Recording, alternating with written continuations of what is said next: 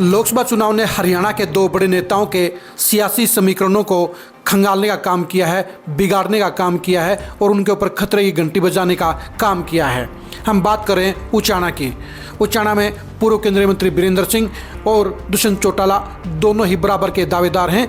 दोनों ही वर्तमान सरकार में हिस्सेदार रहे हैं।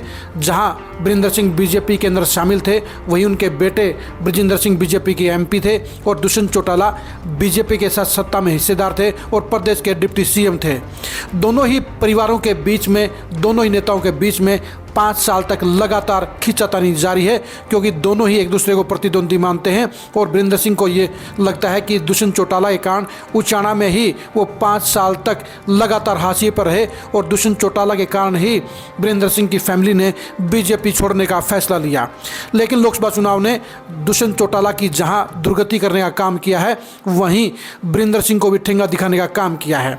वीरेंद्र सिंह ने जयप्रकाश के खिलाफ लगातार माहौल बनाने का काम किया। उनके समर्थकों ने जेपी के खिलाफ लगातार बातें कहने का काम किया, लेकिन इसके बावजूद उचाना हल्के में जेपी 37,000 की लीड ले गए, जो वीरेंद्र सिंह की फैमिली के ऊपर एक बड़ा करारा तमाचा कहा जाएगा। वहीं दुष्यंत चौटाला के लिए भी 4200 वोट मिलना उनकी सियासी दुर्गति का संकेत दे गया है, ऐलान कर गया है। अब सवाल ये उठता है कि दुर्गति के इस दौर में दोनों ही नेताओं का 4 महीने बाद विधानसभा चुनाव में क्या बनेगा। जहां वीरेंद्र सिंह की तरफ से उनके बेटे ब्रजेंद्र सिंह उचाना से चुनाव लड़ेंगे, तो वहीं पर दुष्यंत चौटाला तीसरी बार लगातार उचाना में ताल ठोकेंगे। लेकिन ये तय हो गया है कि 2 लाख वोटरों में से 1.5 लाख वोटर दोनों ही नेताओं के खिलाफ खड़े हैं, यानी 1.5 लाख वोटर दुष्यंत चौटाला और वीरेंद्र सिंह दोनों को हराना चाहते हैं। ऐसे में सवाल ये उठता है कि वीरेंद्र सिंह और दुष्यंत चौटाला को हराने का काम कौन करेगा, क्योंकि ये 1.5 लाख वोटर उसी के पाले में खड़े होंगे जो इन दोनों नेताओं को हराने का काम करेगा। क्योंकि 40 साल की पॉलिटिक्स के बाद वीरेंद्र सिंह के प्रति उचाना के लोगों का मन भर गया है, तो दूसरी तरफ डिप्टी सीएम बनने के बाद दुष्यंत चौटाला का बदला हुआ व्यवहार भी उचाना के लोगों को खटक गया है और इसलिए उन्होंने भी उन्हें जमीन सुंघाने का फैसला ले लिया है। ऐसे में यही सवाल उठता है कि आखिर उचाना में 4 महीने बाद क्या होगा।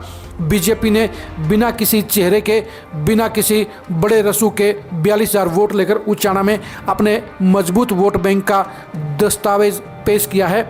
ऐसे में यहाँ पर बीजेपी के सबसे बड़े नेता के तौर पर और दावेदार के तौर पर देवेंद्र अत्री ही सबसे आगे नजर आते हैं।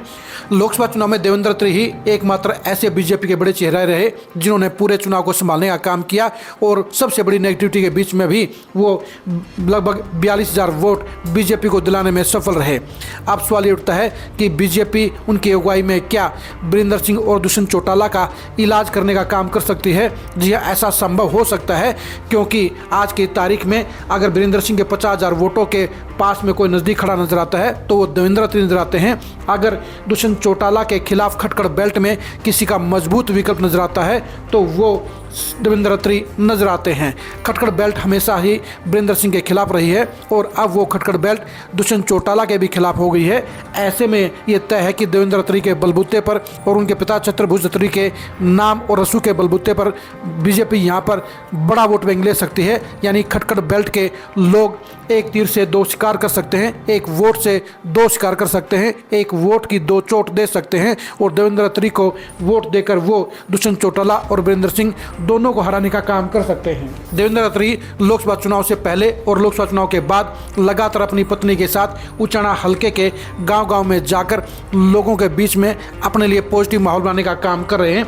देवेंद्र अत्री ही इसमें उचाना हल्के में सबसे मजबूत विकल्प के तौर पर नजर आते हैं। इसके अलावा आईएनएलडी की तरफ से भी अभय सिंह चौटाला और रामपाल माजरा के ऊपर भी नजरें लगाई जा रही हैं, क्योंकि अभय सिंह चौटाला ऐलान कर चुके हैं कि वो उचाना हल्के से सीएम पद का दावेदार चुनावी मैदान उतारेंगे।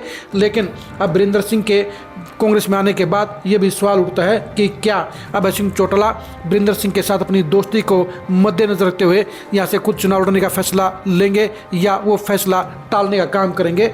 यही हालत रामपाल माजरा की भी है। रामपाल माजरा आईएनएलडी के प्रदेश अध्यक्ष हैं और वो भी अभी तक आईएनएलडी की पहली सूची में अपना नाम नहीं डलवा गए हैं और उनके ऊपर नज़र है कि वो क्या कलाश से चुनाव लड़ेंगे या वो चुनाव उचना से लड़ेंगे, उनका भी खटखड़ बेल्ट में बड़ा असर देखा जा सकता है। लेकिन अगर दोनों चेहरे नहीं आते हैं तो ऐसे में देवेंद्र अत्री ही यहाँ पर सबसे मजबूत विकल्प के तौर पर एक ही वोट के साथ एक ही चुनाव में बीरेंद्र सिंह और दुष्यंत चौटाला का काम तमाम कर सकते हैं।